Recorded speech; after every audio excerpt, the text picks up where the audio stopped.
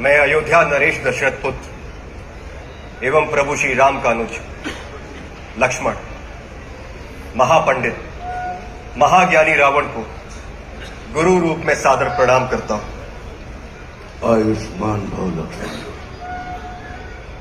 कहो, अपने जीवन की इस अंतिम लीला में मैं तुम्हारे किस हित की पूर्ति कर सकता हूं?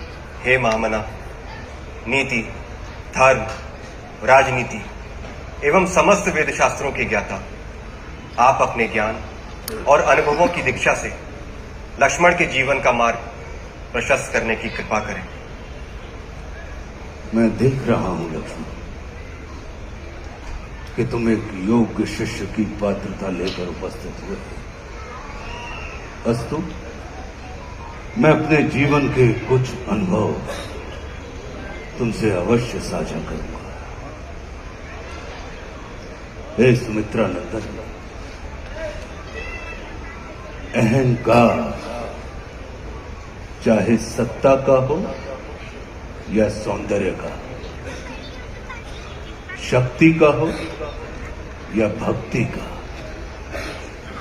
धन का हो या धर्म का, वो बड़े से बड़े विश्व विजेता को नष्ट कर देता है।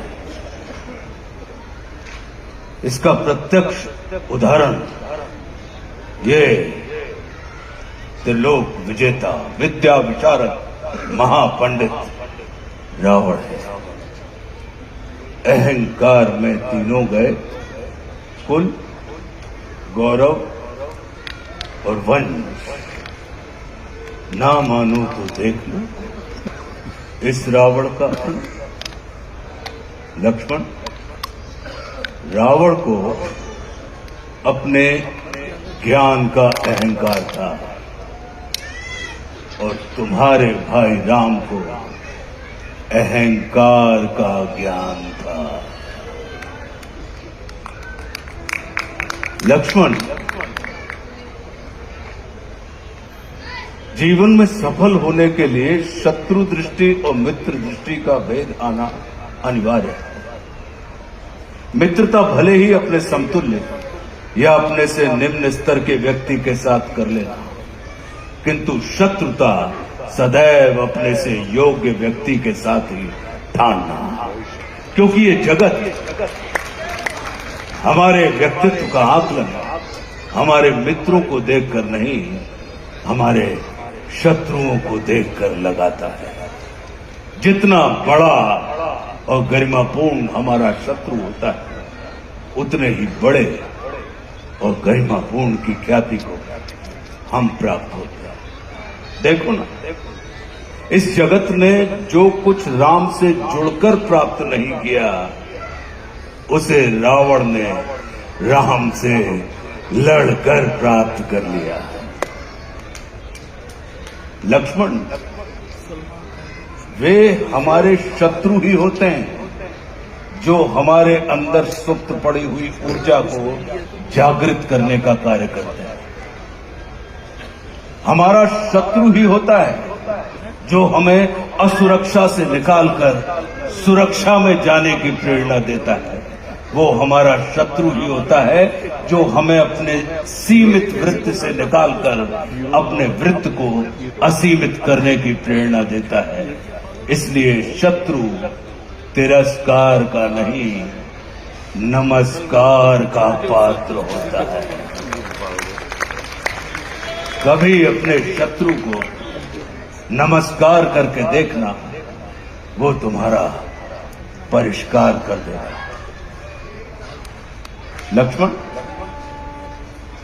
जैसे शरीर को संचालित करने वाला मस्तिष्क आकार में शरीर से बड़ा नहीं होता, गज को संचालित करने वाला अंकुश आकार में गज से बड़ा नहीं होता, वैसे ही व्यवस्था को संचालित करने वाले व्यवस्थापक को कभी भी व्यवस्था से बड़ा नहीं होना चाहिए।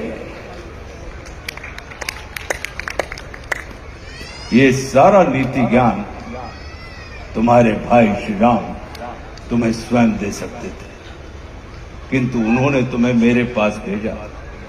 जानते हो क्यों? लक्ष्मण, मेरी संस्कृति असुर की है, लेकिन मैं प्रकृति से एक तपस्वी हूं, साधक। और किसी भी व्यक्ति को अपने अंतिम समय में अपनी संस्कृति के अनुसार नहीं, अपनी प्रकृति के अनुकूल कर्म करने चाहिए, तब उसे मृत्यु नहीं, मुक्ति प्राप्त होती है। और राम रावण को मारना नहीं, तारना चाहते हैं। तभी तो उन्होंने मेरे अंतिम समय में मेरी प्रकृति के अनुकूल उपदेशात्मक कर्म करवाकर मेरी मुक्ति के मार्ग को प्रशस्त कर दिया। आने वाले समय में ये जगत कहेगा कि त्रिलोक विजेता, विद्या विशारद, महापंडित रावण की पराजय का एकमात्र कारण है कि उसके पास लक्ष्मण जैसा भाई नहीं था। लेकिन इस जगत को ये स्मरण रखना चाहिए कि लक्ष्मण जैसा भाई प्राप्त करने के लिए व्यक्ति को रावण नहीं, स्वयं राम बनना पड़ता है। सदैव अपने भाई राम के अनुगामी रहना।